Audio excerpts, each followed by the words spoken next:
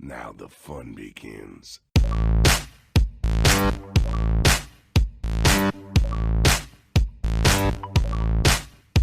Richard. Stop! You violated the law.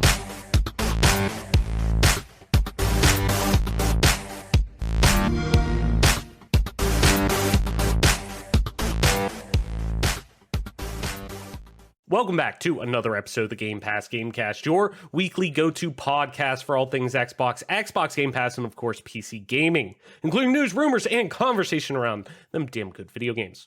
You can catch new episodes of the show when they drop each and every Friday morning on YouTube, Apple Podcasts, Google Podcasts, Spotify, SoundCloud, and all other major podcast services. So be sure to subscribe to us, rate us, review us, all that jazz where we get a podcast at, and if we're not somewhere that you beautiful people listen to, even though you're technically listening to this now, but it could be on YouTube.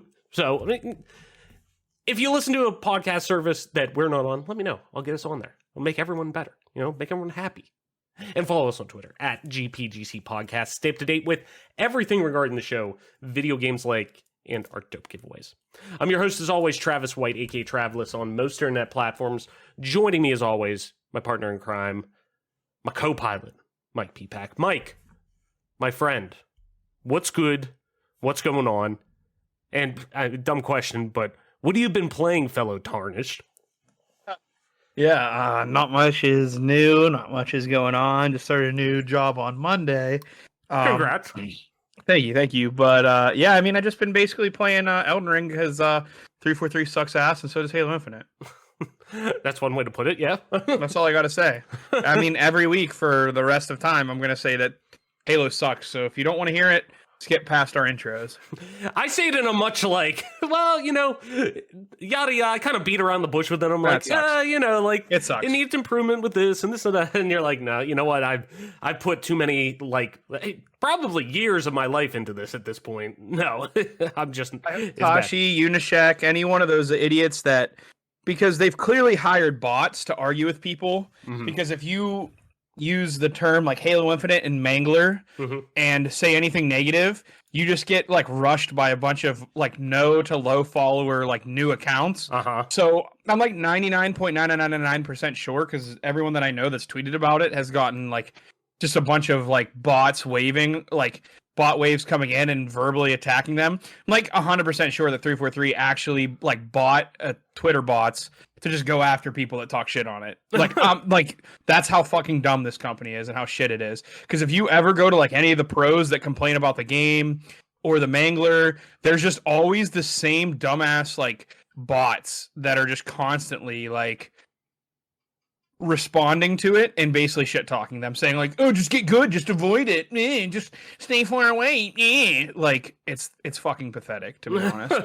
Yeah, that's one of the I know this is kind of nuanced to your point, but it's I think of weapons like that, and really just choices. These choices that it's the game feels great when you're playing it, and when it works, it fucking works. It feels great to play. It feels like a natural evolution of the Halo formula, but it's the choices that are made for balancing and game types and things like that why would you have it, to me at least, why would you have a Needler as a weapon that you could easily pick up on a ranked playlist, on a competitive playlist?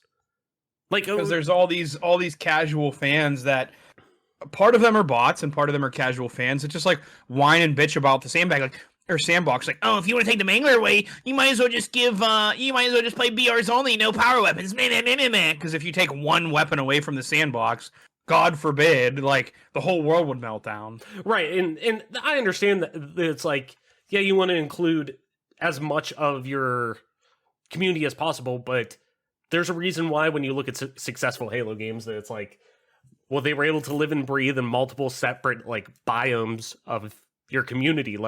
You had great casual moments within social playlists and custom games, and also custom games being that overlap in the Venn diagram of they could tailor to whatever you want them really to be. If you want to have specific, ranked game types, you could do that, on your own terms. Or if you want, to do fucking zombies and shit like that, fucking cops and robbers, you could do that in custom games. And then on the other side, it is your ranked MLG based competitive playlist. And like, it's just like, if it ain't broke, don't fix it. You want to evolve the game a little bit in terms of its mechanics and modernize it a bit to keep up. But at the same time, it's like, there are so many things that that Halo did well for so many years that you really didn't need to change up the formula too much. So I haven't played Halo in probably like month and a half, something. That's what's changed, because I'm at the same amount of time, and I was about to tweet out about it. I haven't played that game in a whole fucking month and a half, and guess what's been added? Fucking nothing. Nothing. Not a single fucking update. Not a single fucking not an update. Not a quality of life update. Nothing. Yeah, I'm actually right there. Nothing. Last played February 3rd, so. I accidentally launched it yesterday because it's right below Elden Ring and my favorites on Steam. As I have this up on Steam right now, amped 1 minute played recently. Literally, it accidentally launched, and then I heard that, like, I looked away from my screen for a second because I was like looking at my phone, and I heard like the boot up noise, and I like literally was like, I looked up and didn't even look at the screen. I'm like, wait a minute. And then I looked at the screen and was like, no. And that forwarded so fast. I'm like, get the fuck out of here. How many? I didn't want to count as a concurrent player. How many concurrent players do you think are right now? 10,000 at the max. 9,325. It's dead. But yeah, so I actually. But anyways, Elden Ring. You've been playing Elden Ring. I've been playing Elden Ring, but I gotta go back because I saw a hilarious tweet that was like, I came back to get on my computer for the first time in 2 months, and I thought I was gonna have to update a million games, and Halo Infinite just doesn't have an update. And you're like, oh, yeah. But yeah, Elden Ring's been great. Elden Ring, great game. I'm right there with you. That's pretty much all I've been playing. Even Molly and I haven't really been. We've been kind of catching up on shows and stuff like that. Which, you know me, I'm much more of a hey, if I got to choose between playing video games or watching TV shows or something like that, I'm playing video games. That's how I want to consume my content. I love movies because that's hey, I got 2 hours, I can commit to an in and out thing. But I've been kind of catching up on some shows with her. We watched Yellow Jackets recently, which is fucking wild. You want to watch a show that's fucking wild and good. It's great, but fucking fucking buckle in, man. Watch that. It's on Showtime. It's fucking great. But Elden Ring's pretty much the one game I've been playing consistently in terms of I've gotten to points in it where I'm hey, I need to walk away. I need to take a break. I need to just because I'm kind of getting to a point where it's well, I either need to grind or I need to respec, and I don't necessarily want to do that now. And, or a strategy that should be working isn't working, kind of thing like that. But then I'll walk away from it for a night and I'll come back and figure it out right off the bat and be sucked back into it 5 hours later or whatever, it's still that game that just really, and we're going to talk a lot about Elden Ring, I'm sure, today in our big topic of the show, but it's that game that seems like it's going to be that new everlasting gobstopper that there's going to be some, I still haven't filled out the whole map. What am I at here? Let's see. I am currently at right about 45 hours. Adam's at 88 hours. You're at 55 hours. I haven't filled out the map yet. Have you? No, but I kind of got spoiled on accident from a stream. So did I. So I know that there's still more above the. I mean, spoiler alert. You probably want to mute the podcast for 15 more seconds. But yeah, I mean, above the capital city, I know that there's a giants, a snow region. I haven't gotten there yet. Mm-hmm. I in fact just beat the Draconian Tree Sentinel. Because I progressed the one storyline of the one chick in the round table. And it's been about 15 seconds. So if you don't want spoilers, you should probably mute for about another 20 seconds. But yeah, I literally just progressed that storyline. So now I could upgrade my my little marionette soldiers, my little donkey boys.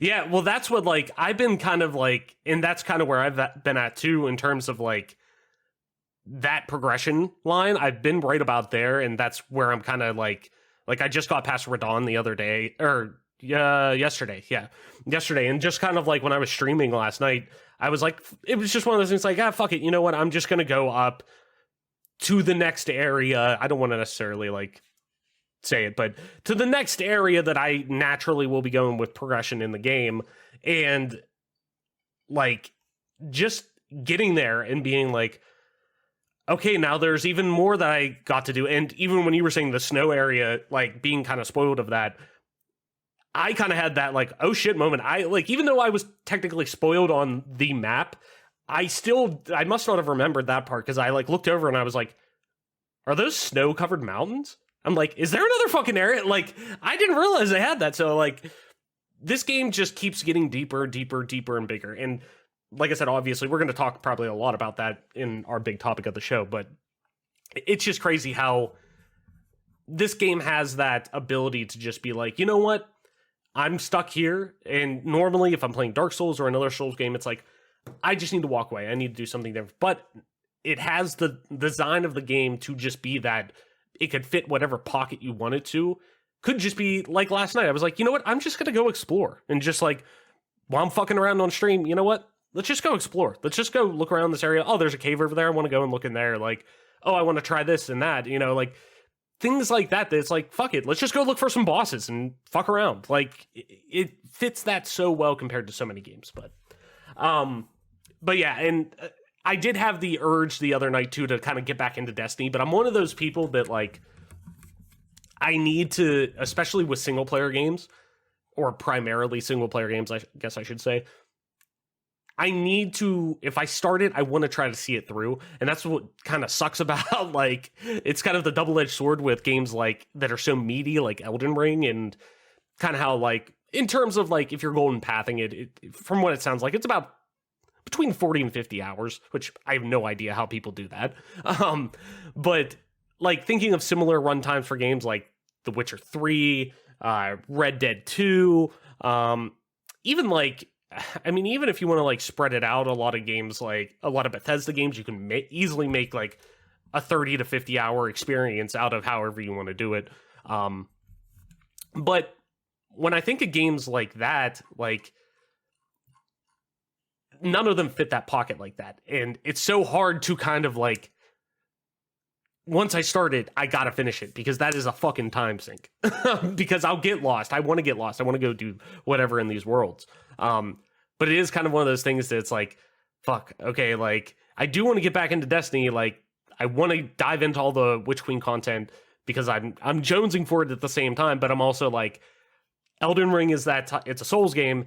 If I don't complete it, the learning curve for how to deal with the combat is going to come back and bite me in the ass when I do jump back into it. It's going to take a couple of nights to get used to it. Mm-hmm. But anywho, though, Mike, let's head into our big topic for the week. And like I was saying, it kind of revolves a little bit around Elden Ring, because I think that the conversation is naturally going to go to Elden Ring, with not only how new the game is and being that,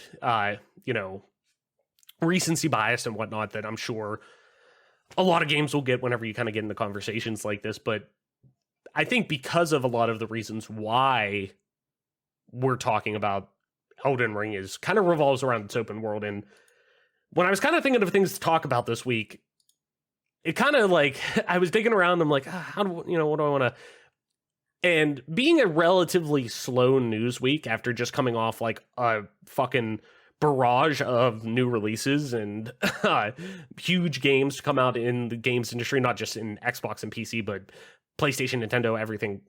I kind of wanted to leave it at a non-like news subject. And I was kind of looking around IGN and different, a couple of different news gaming news publications that I follow and have friends who write for and stuff like that. But one of them that kind of popped out was like an op-ed that was kind of composed by the whole IGN staff.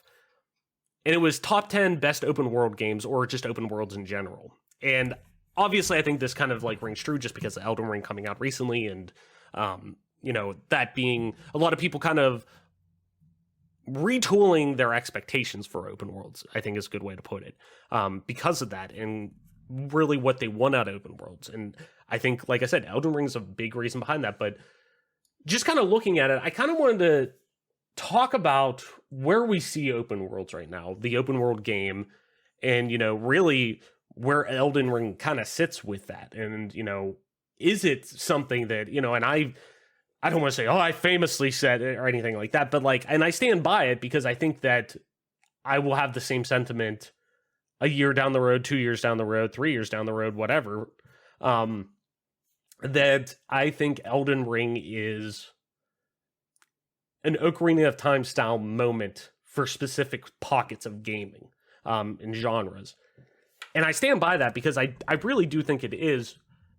And I'm curious if open world is one of those, because I think that is one part that it does so well and is so diverse in.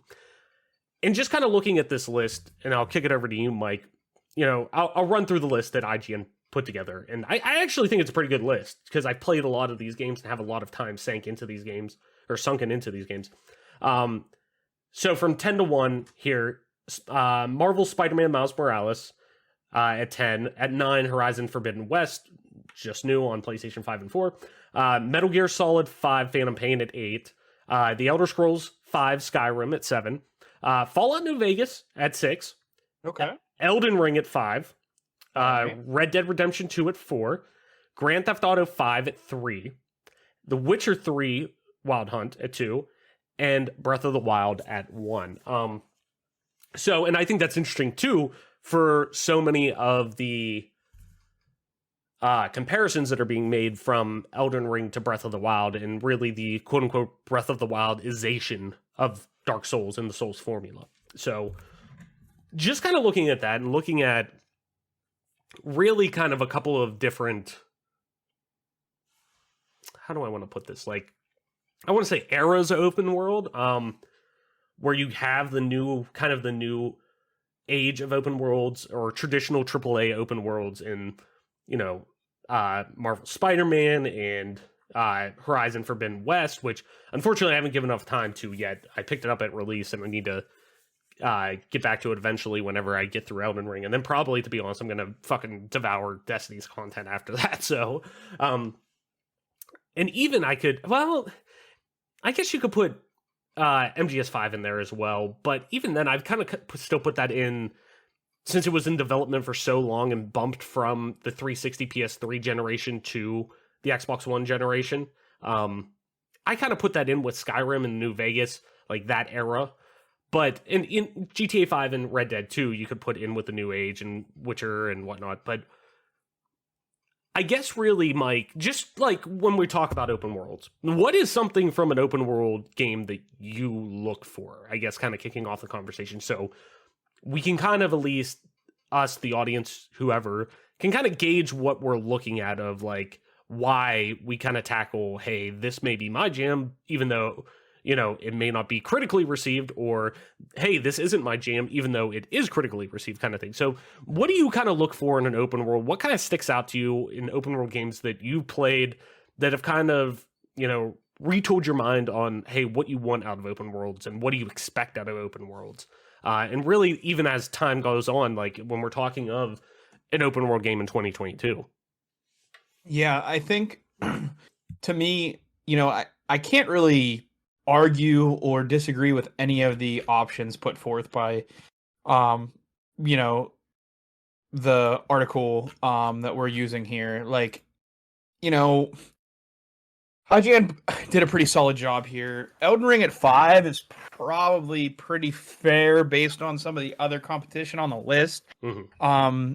To me, where I start like getting a little bit wonky on the list in general, and this might be personal bias seeping in. Mm-hmm. It's hard for me to be unbiased about this particular topic, but when I look at open world games and what I'm looking for in particular, and I think we have been pretty lucky, you know, for once being a little bit older has given us a little bit of a different perspective. And what I mean by that is, like, obviously, you know, we're not getting any younger, and being old kind of sucks, but like at the same time, I remember Oblivion releasing. I remember the first time that anyone really ever played Ocarina of Time. I remember Red Dead Redemption 1 and how it kind of took the world by storm. Even though Red Dead Revolver was around, like I felt like Red Dead Redemption was just such a groundbreaking performance. And people might argue that, like, well, you know, GTA 4 existed before Red Dead. And while that's true, the experience of Red Dead, like, pretty much... Red Dead Revolver definitely was much more of a linear experience. Yeah, like comparative to, and even then, like we're talking about, and Grand Theft Auto in general, even if we're talking about 1 and 2 that were, you know, the top down versions of the game, like they all had sandbox elements to them, like open world sandbox elements, if you want to even like call them. And yeah, like GTA 4 was really when that got super expansive, but 3, Vice City, San Andreas, those are all open world games, like where we're talking Red Dead Revolver came in and was a much more linear experience. And then they take the essence and the really, like, I wouldn't even say like the world, because I don't think they're necessarily connected, if I remember correctly. But like just the ambiance of that world and kind of made a spiritual successor of what the next iteration of that style of game would be, and it was an open world cowboy simulator. Yeah. And like you got to look at Red Dead Redemption in a couple of different ways. First and foremost, it's pretty much the first time anyone got their hands on an open world cowboy experience, like you said. But moreover, why is that important? Well, I mean, as long as I can remember, even to this day, you know, it's not as common, but like Westerns are still made to this day. And Western as a movie genre, as a TV show genre, has always been super popular. And that still hasn't changed, and it's probably still not gonna change. But I will say that Red Dead Redemption definitely was like a groundbreaking experience for a lot of different reasons. But also, when I'm talking about my list of like what I'm looking for out of an open world adventure, it's kind of turning it like the book of open world RPGs is still being written to this day. But I consider some of the greatest of all time to be, you know, whenever that book of open world RPGs, every time there's a new chapter written. Now, you can say Breath of the Wild was a new chapter. I don't know that I would argue with you necessarily. I would say that I would probably lump Breath of the Wild in with a game like Skyrim. But I would say whenever Ocarina of Time came out, and it was the first time that like the game was still linear, but you could go explore different areas out of order. I consider Ocarina of Time a open world game. That was a brand new chapter in the book. It was the first time it kind of the first time that chapter was brought in. Yeah, if we're looking at, I mean, for sure, if we're looking at like games for the time, and once again, it becomes one of those sandbox experiences. Yeah, was Ocarina of Time still pretty damn linear? Of course. But when we're talking the modernization of adventure RPG, because Zelda's always kind of been that blend of like, yeah, it's an action adventure, but it has RPG elements in a way, but it doesn't. At the same time, it's not necessarily super, you know, stats and whatnot, like until really Breath of the Wild came around, then you started to get, you know, buffs, nerfs, everything like that. But I totally think that, like, for that time, if we're looking at putting on the lens of 1998, like Ocarina of Time is absolutely, to me, I would have considered that an open world game at that time. Same with Majora's Mask. Like, yes, it is pretty linear when you look at it now and sit down and look at it. And yeah, you had to tackle certain things in some specific ways, but not all of them. You still had some leeway with it. You could do certain dungeons out of order, like, if you wanted to. But at the same time, though, for that time, and like you're saying, this book of the open world genre, to me, that's where we sit down and say, like, hey, on a mass scale popularity level, a lot of people probably would have considered this an open world game, playing it in 1998. So I see it that way, and I've seen a lot of games come and go in my time, and I've seen a lot of more changes. Is Fallout New Vegas a masterpiece? I think, depending on how strict you are on the definition of masterpiece, I would say without a doubt Fallout New Vegas. Adam's about to jump in this Discord channel in a second and just be like, what was that, Mike? Go ahead. Yeah, Is it? Fallout New Vegas is a masterpiece, but it couldn't have. Elder Scrolls Oblivion had to walk before Fallout New Vegas could run. And I know they were made by different studios, but I felt like Oblivion honestly turned the page on those open world RPGs, like I said, with the chapters. And I feel like Elden Ring is potentially a new chapter because I think you're seeing these massive numbers. And, there's been a lot of talk, and I don't really want to get political, so I'm not going to, but whenever cancel culture really started to come into society, there was also a lot of talk of video games being too difficult, video games having difficulty options, and I feel like I kind of lump the same kind of individuals that take part in cancel culture with the same kind of people that would want an easy mode on this game. I just feel like they're both like cut from the same cloth, and you can say whatever you want to say about them, soft, whatever. It is what it is. Like, I just think that the team at From Software stuck to their guns. They made the game super difficult. If you haven't played Elden Ring, shocker, it's hard. And they still combined an open world experience to it. And they didn't lose that edge. They didn't lose that difficulty edge. They didn't lose that bite that From Software games have.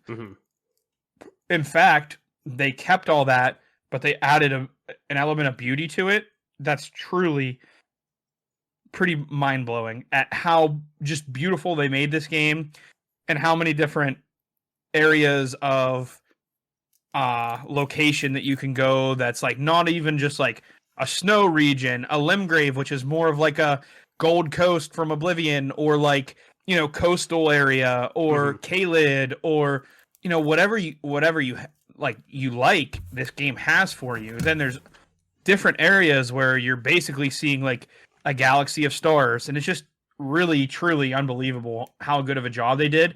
And I feel like this is a new chapter in open world RPGs because, like I said, all of a sudden it feels like a Ninja Gaiden open world is like, this is as close I'm going to get to it, unfortunately. But this would be a perfect time for Team Ninja to like arise from the dead, basically, to make a new Ninja Gaiden with Ryu Hayabusa as the protagonist, and make it an open world experience, because From Software just did it. And I don't know if anyone's been paying attention to their sales numbers or their concurrent player numbers on Steam, but they almost like they're pushing like a milli. Like, that's a big fucking deal just on Steam, not talking. Yeah, that's just Steam. Like right now on Steam, it's funny you said that because I wanted to just pull it up like right as you start talking about this. Elden Ring right now has 508,000 people playing it. Just on Steam on a Thursday night, at 7:15 Eastern. So like tomorrow night, Saturday night, it's going to be even more. And you're talking about a game who basically had a lot of media outlets or people saying, "Oh, if they make it so difficult, people aren't going to play it. If it's so hard like a traditional From Software game, people aren't going to buy it. If it's this, people aren't going to play it. Wah wah wah wah wah. It's hard, man, man, man." And look at the numbers. So it's just the silent majority, quote unquote, if you will, has spoken, I feel like. And I feel like that's just kind of like a new chapter for me, because I see games as having difficulty sliders and things of that nature, sometimes necessary. But the first time I ever opened up an Oblivion settings and found the difficulty slider, I never wanted to turn it back up. The game was a lot more enjoyable when you turned it down, but it lost the fun of it being difficult. Right. Yeah. And that's what, and I definitely think that like the conversation around difficulty and from the games and especially Elden Ring moving forward, it's never going to go away now. It's only going to get more and more how do I want to, I don't want to say like diverse isn't the right word, but it's just going to get more and more, it's going to keep expanding. We're always going to have this conversation. I think it's not a stigma that's around them, but it's a thing that's always going to be discussed with them, because I think, and I definitely do, as somebody who has played Dark Souls, who's played Sekiro, like, Elden Ring's fucking tough right off the bat. Like, this is a fucking tough game. Like, you say that, like, you get your teeth kicked in at the beginning of this game much more than you did in Dark Souls and even Sekiro. And Sekiro was the most accessible one to begin with. I don't want to, like, step on your toes, no, but since you brought that up, it's something I kind of completely forgot to touch on with the Elden Ring, is, like, I feel like it's stunted. Let me put it this way. I'm the type of gamer that, like, I'm not just going to keep running my head into a wall generally. I'm going to figure out a way around it. And I feel like how difficult the game was right off the rip prevented me from exploring into Caelid and exploring into different regions. And it kept me from progressing through the story for a really long time, because my my gaming experience has always been power level the fuck out of it, make yourself strong as fuck, and breeze through it. And when you hit a wall, do it over and over again. And I've played like that through Elden Ring.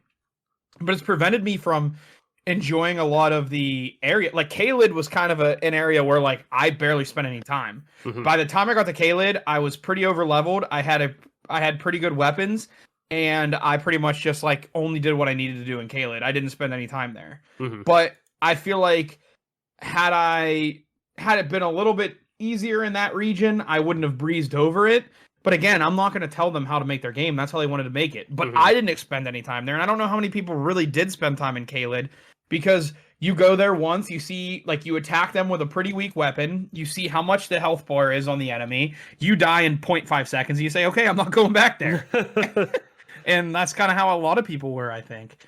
And that is a little bit of an issue, in my opinion, with the open world nature, because it does stunt your exploration. But this isn't a game that was super focused on like hyper focused on you exploring. This was a game that allowed you to explore, but at every turn you were still getting challenged.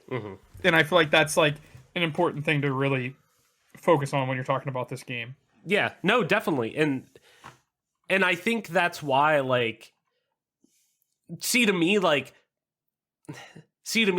see areas where this game is very much like, hey, go explore, but it's not in the same fashion of an Elder Scrolls game or a Fallout game or, Breath of the Wild, where you see something out in the distance and it's like, cool, yeah, I want to go there. I'm just going to go, and, like, you could do that in Elden Ring, but the game's still designed to be very difficult and very challenging getting there. Not much so in the sense of, you're playing an Elder Scrolls game, you're playing a Fallout game, you're playing Breath of the Wild, you're playing something that's more of your traditional AAA open world RPG experience that you can kind of get around ways to get up there, and you could just go there to go there. Where Elden Ring, there still is a linearity to it to a degree, where it is, okay, if you do want to get there, sometimes you do have to face a boss just to get there. But at the same time, too, I think that's what's so beautiful about this game, and from games in general, where they're built around, they very much feed into the challenge, like, people who enjoy challenges with this, but not in the sense of, and I think that's why so much of where Miyazaki has said this is going to be the most completed or most, like, I don't want to say accessible, I can't remember the paraphrasing, but I think he said completed from game that they've done in the Souls genre, that because this game is still so built around, hey, if I could, okay, I'm not going to beat my head off a wall, cool, I'm going to go and just, like, I keep dying to this boss, I've lost 40 times now, you know what, I need to walk away. And like I said, kind of at the top of the show, like, instead of just walking away in the traditional sense of, like, oh, I'm going to play something else or go watch TV or go for a walk, whatever, like, I'm just going to go and explore somewhere else, or I'm going to go tackle something else, because the world's so dense and there's so much shit to do around it that when I look at, and I agree with you, like you were saying at the top of the show, of the list that IGN put out, and it's not, I guess this isn't one of those like, oh, we're reviewing the list that came out at IGN. I was mostly using it for like, this is a good barometer of what like a lot of people think of the best open world games out there. And especially too, from what it looks like, they went off of like one from each genre, or not genre, one from each franchise kind of thing that had an open world in it. So it kind of meant like Zelda, like if there was Breath of the Wild 2 was out already and they are like, well, we got to have one of these, or at least one of these games on the list, if not both of them.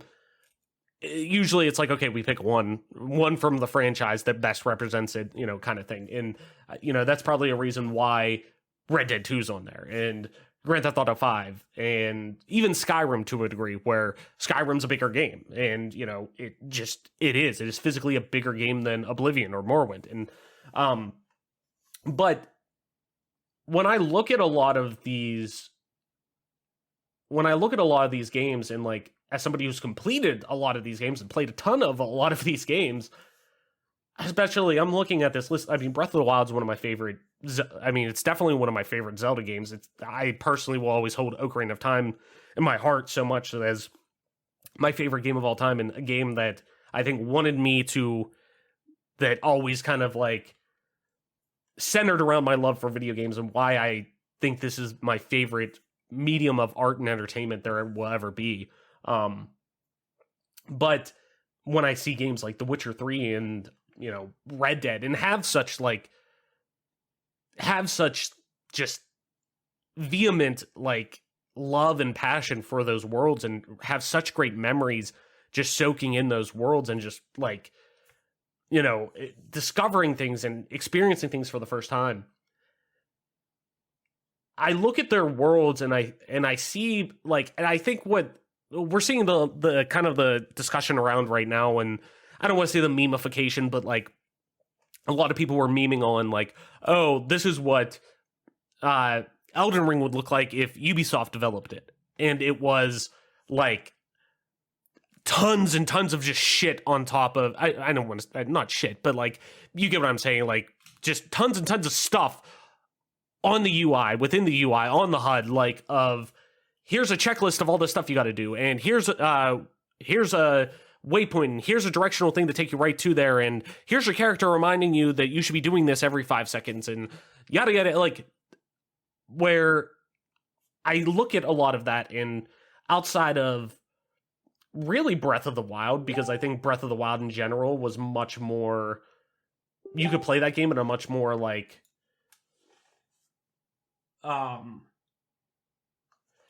it's been sorry, I got a message. But that game, you could play it in a much more peeled back fashion with master mode and things like that. But when I really look at a lot of these, it seems like the way that these games were designed, and I love them for specific reasons, and, you know, even games that do this, I don't want to say they're bad in any sense of the imagination, because they're not, because I enjoy these games, and I even like I love just having a checklist sometimes and going through. It's like something about that just is like, I love that. Like, I love just going and checking things off on an open world list sometimes. Like that, like that's why I like the newer iterations of Assassin's Creed games. It's a Ubisoft open world. Just give me that checklist. I'm going to go through, you know, clear out bandit camps, yada yada. But this game, but when I look at Elden Ring and compare those to it, this game feels there seems like it's much more, or much less video gamey. And I know that sounds weird because it's fucking video game, but like, this feels like it's a handwritten world. This feels like much more of a world that I would find, or I would think of when I'm reading a book, or when I'm watching a long-running TV series, or something that has deep roots in it, compared to when I look at, you know, a Grand Theft Auto 5. In Grand Theft Auto 5, Red Dead 2, these Rockstar worlds that are built are very much living, breathing. But I don't feel the same way that I look at when I see an Elden Ring, just like when I played, and I think that's why Breath of the Wild is such a great comparison to it in terms of like the detail that's put into this world. Just like even too, I would even put The Witcher 3 in there, because I fully believe that those games are built around one, not they don't waste any of your time. Like, you were playing this for a specific, like, the things you were doing in this are for a specific reason. But more so too, in the world of Elden Ring, just like in Breath of the Wild, Witcher 3, there were specific things in that world for specific reasons that you were interacting with. Everything is handmade, hand-tailored, that it feels like this game is one of those games that feels like it took as long as it did to fucking develop it. Like, and justifiably so, because everything feels so just living, breathing, I guess. Like, and it sounds like we're just reviewing Elden Ring again, but but it's hard not to look at open worlds in 2022. I'm going to have a hard time looking at open worlds in the same fashion after this game when it eventually wraps up. Not in the sense of like, oh shit, nothing else is going to do it like Elden Ring did it, but it's going to be hard knowing that this is a AAA modern RPG, open world RPG that's available and did so many things well and set the bar so high moving forward. I don't know about you, Mike. At least in my eyes, that is. Yeah, I'm in agreement with you there, and I feel like I have felt little bits of burnout when the difficulty on certain bosses have been super high. 100%. But I also pretty much come right back, like shortly thereafter, and there's a lot of really good things about Elden Ring, and I'm still on the team of like, if it's not your thing, it's not your thing. Don't play it. But at the same time, this feels like a type of game that, like, if you're not playing it, you're being left out right now. Mm-hmm. And it definitely feels like we're kind of doing a second review of Elden Ring, like you said.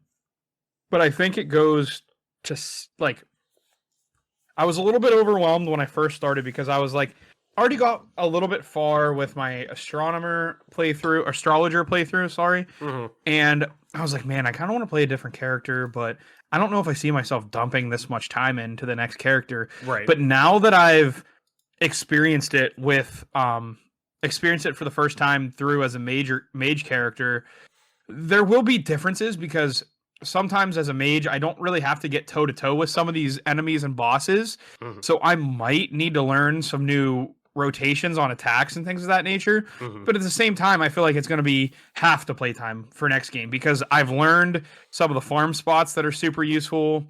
I've learned a lot of the stuff that'll make my playtime go down overall. But I will say that, what you were kind of saying about Ubisoft open world is like, I don't know how to really say it, but like the amount of babying that gamers have gotten in RPGs recently affected me in this game, especially with my first playthrough, because I wasn't necessarily looking to be spoon-fed everything. Like, I don't want to be spoon-fed quest lines like on as much as I love Oblivion. Mm-hmm. That's probably part of it that's a little bit rough, is like Morrowind wasn't so, it was super hardcore in the fact that you really got no guidance, but a open world RPG that doesn't give you like points on the map to go find, like, oh, if you want to do this quest line, select it in your journal and we'll give you step-by-step directions on how to make that happen. Mm-hmm. Or the main quest line is like step-by-step directions and the rest you might have to figure out. Pretty much everything in this game is like, you have to, like, Adam has gotten a different and better experience than I have, probably because he's so thorough in checking every box and talking to every player. Mm-hmm. And I might be higher level than him at this point. I don't know what level he is, but like, he almost has double the playtime as me, and we might be the same level. Mm-hmm. And I might even be farther than him in the game, quote unquote farther, because he is so thorough with how much he plays, with how many boxes he checks off when he's playing these games, that I missed a whole bunch of storyline because I didn't know. And I just didn't know that I needed to go talk to all these people. Mm-hmm. I was like, oh, my next objective is to go kill Godric. So what do I need to do to kill Godric? My next objective is to kill the double mini boss right before Radon. What do I need to kill those two? Well, I'm having a hard time. I need a level. I just grinded my level up. And that type of playing is rewarded in a certain way.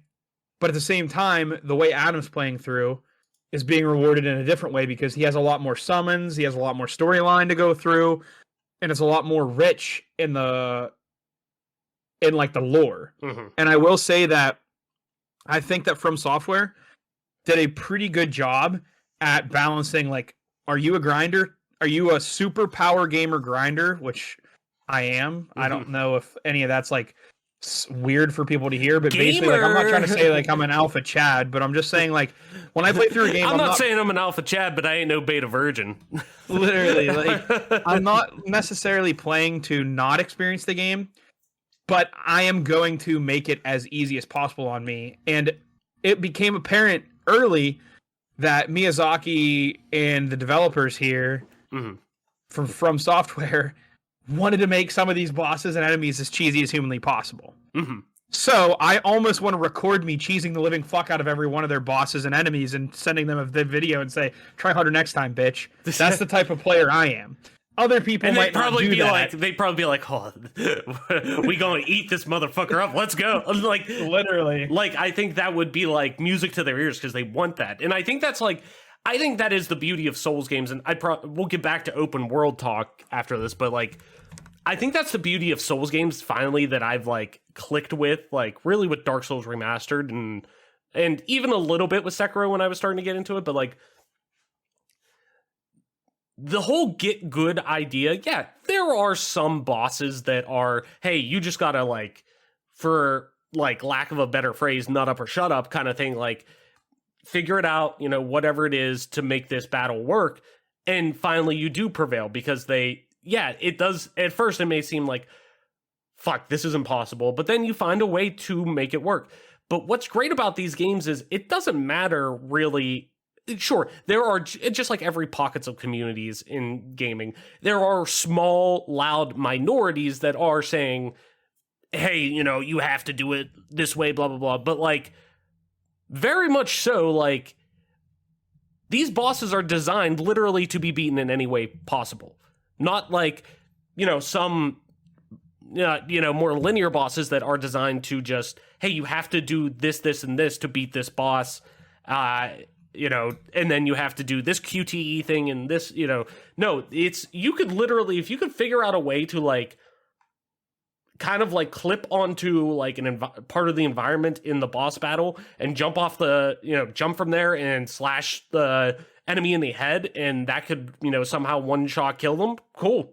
Yeah, that's fine. Or, like, when I was fucking fighting Radon, yeah, I just cheesed the fuck out of it. I went and respec'd my character, got fucking Rotten Breath to be able to, because I'm just like a tank character for the most part, respect to be able to get my arcane up so then I could just go get Rotten Breath, hit him with Rotten Breath, let all the NPCs take his health down, then when he comes storming down from the meteor and lands, go hit him with Rotten Breath again, and then run the fuck away so his meteors don't hit me, and then he just dies eventually. Like, but that's the beauty of these games. It's fine if you want to do it. It's all about just figuring out different approaches. That's why, like, I've made the comment of, like, these Souls games are kind of like Chodes, where they're very straightforward. They're not very deep when you look at them from the surface, but what you could do within that context is very wide. Like, it is, you can do a fuck ton, and you can handle this in a fuck ton of ways, though it is very straightforward and not very dense in that way. Like, but there are tons of options. You were meant to figure the fuck out of, like, how you want to approach them. Right. But one thing that I kind of thought of as we're kind of talking about open worlds, and we're not done with open worlds for the year, which is really exciting because I don't want to say that with Elden Ring wasn't my most anticipated game of the year. It's easily my most surprise. Not even that. Like, I was expecting to like it now that I was getting into more and more into Souls-based games, but like, it definitely, like, I am loving it much more than I thought I would. To the extent of, like, this is right now my game of the year, obviously, like most people. But like, my most anticipated game of this year, and still probably is Starfield. And really, and my most anticipated game, period, looking forward is The Elder Scrolls 6. But Mike, as you're a fan of Bethesda, like I am, you've been a fan of Bethesda RPGs for a long time, like I have. Same with Adam. What does this mean, or what are you wanting to get now? Now that we've seen the bar set for open worlds with Elden Ring, and granted, kind of a little bit of different, genres within RPGs, but nonetheless, open worlds and Bethesda's open worlds have always been one of those that, no matter the era of gaming that it came out in, they were always very much like, as much as Skyrim isn't the RPG that I wanted, Skyrim's world is fucking fantastic. I love it. Same with Fallout 4. Fallout 4 wasn't the Fallout that I wanted. It was, at best, more Fallout 3, though that's unfair to Fallout 3 to say. But I love the open world. I loved Boston in New England that they made. And to me, though, now I'm really sitting here like, okay, the bar has been set yet again on open worlds and RPGs and stuff with Elden Ring. What the fuck is Bethesda what the fuck is like Starfield gonna do now? And even then, what the hell is Elder Scrolls 6 gonna look like now? Like, yeah. What now as we head into, I think, a new lease on life of open worlds, and really, I guess this like idea of now open worlds are starting to become refreshing again. Like the idea of playing getting and sinking more time into open world games, knowing that even though they're time sinks, if we're getting more stuff that is now going to take notes from Elden Ring, that's going to make me want to invest even more time into open world games. I already do a lot, but like even more, that I won't mind that, hey, if they're all 50 hours, they're all 50 hours, they're great, whatever. Where do we go with those, with open worlds now as we head towards, a Starfield, an Elder Scrolls 6, like as we kind of round out the conversation, where do we go from here? Yeah, I mean, Starfield's probably too late. If you're reading this game of the year for Elden Ring already, it's too late. But I mean, Starfield, whatever Starfield's going to be, it's going to be at this point. It's way too late in the game to make a huge change. Oh yeah, the game's gonna. Well, let's put it this way.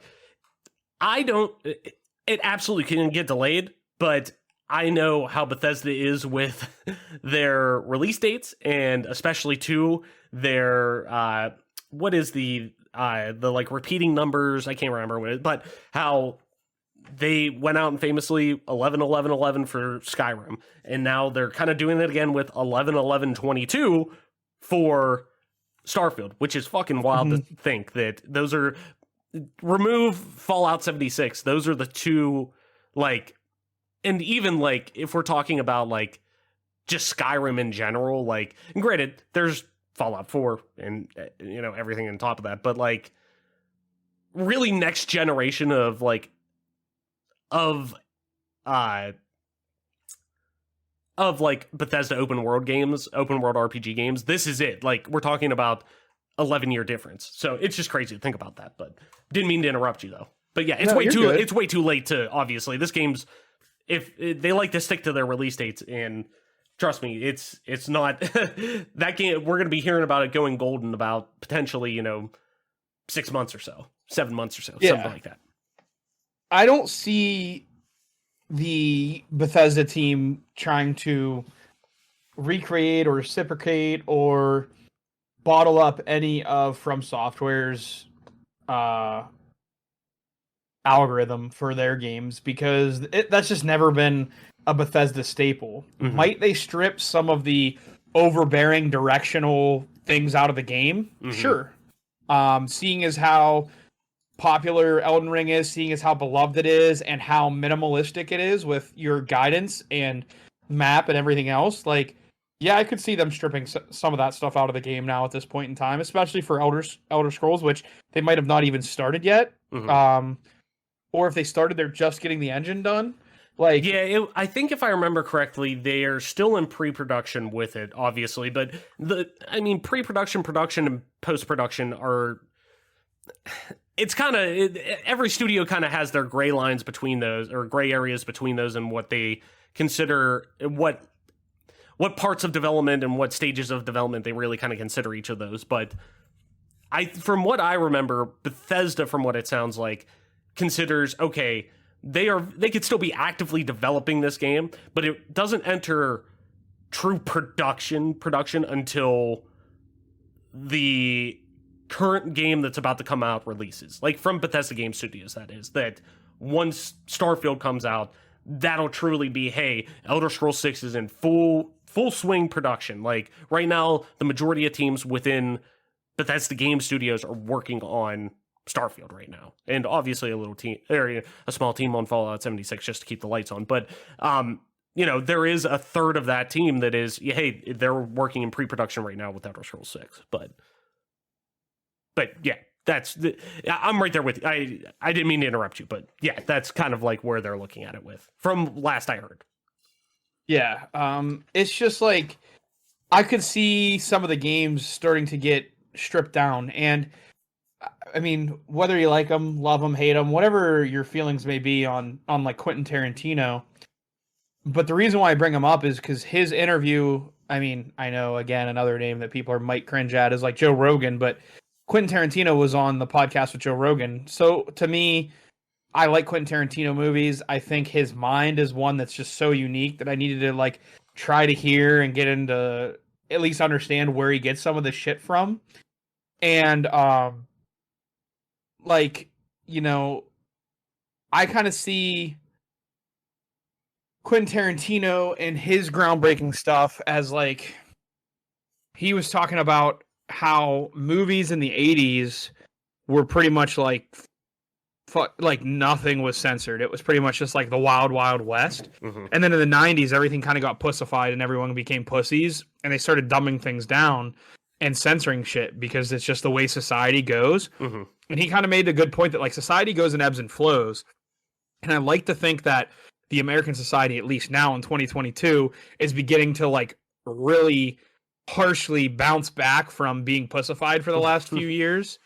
And I think the same can be said about video games. Mm-hmm. We've seen it go from like, what's the difficulty meters in Wolfenstein back in the day? It's like, mommy, don't hurt me is like easy mode.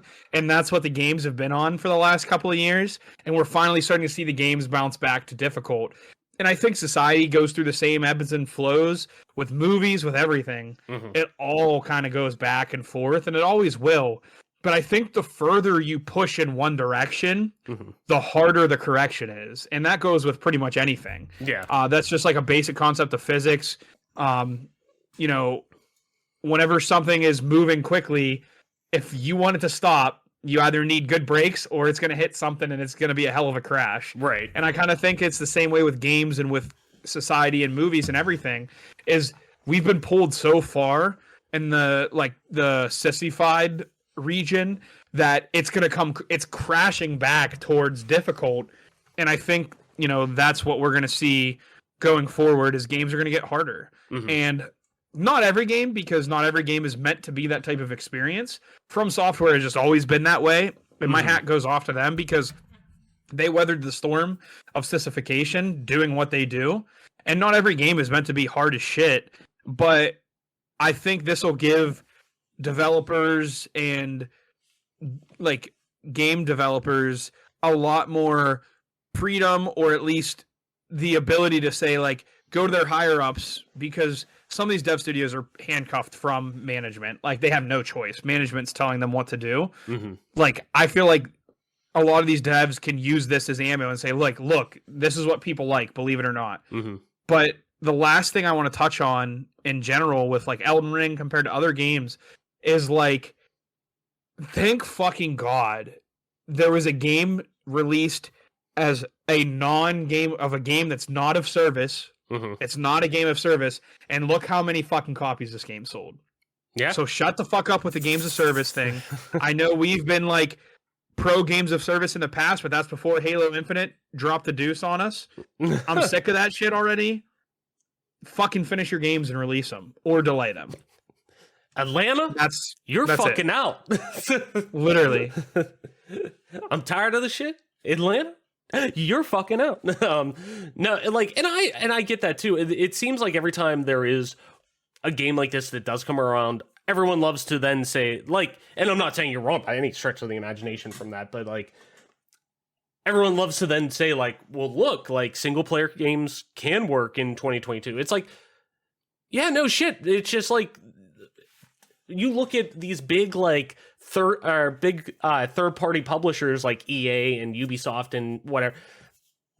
They answer to a board of directors and shareholders. Period. And all they care about, for the most part, is making money because it's a business. So what can make the most money consistently? Live service games. So I get it, but it also, I'm with you. It sucks, man. Like, it's so great when we do get a traditionally single player experience that is in a traditionally, like, very much, it is very traditional in the sense of what a single player video game would be compared to, you know, games that can be played online, but you can't play in single player and this and that, like, yada yada. Like, I play a lot of Destiny 2 just by myself. Like, but at the same time, like, even though I'm playing through the campaigns that I know I'm playing in, you know, an action MMO game, like, I get that, you know, like, I could still tell it's a multiplayer game. This is very much a single player experience, just like a Breath of the Wild or just like, you know, a Skyrim or something like that. So, but I agree. It's refreshing to have an experience like that again, that is back in the mainstream, back everyone talking about it. Because I'm trying to remember really, I mean, I play a lot of single player games, but a lot of the single player ones I do play tend to be on console, not PC. Like, Elden Ring I played on PC. Like, that was kind of not a last minute thing, but like, I usually for second playthroughs end up playing them on PC. But like Elden Ring, Cyberpunk, games like that at least as of right now don't have multiplayer components. Like, Cyberpunk's eventually going to get a multiplayer component, but like, playing those on PC day one, like, having this single player experience, but yet feel so communal with it.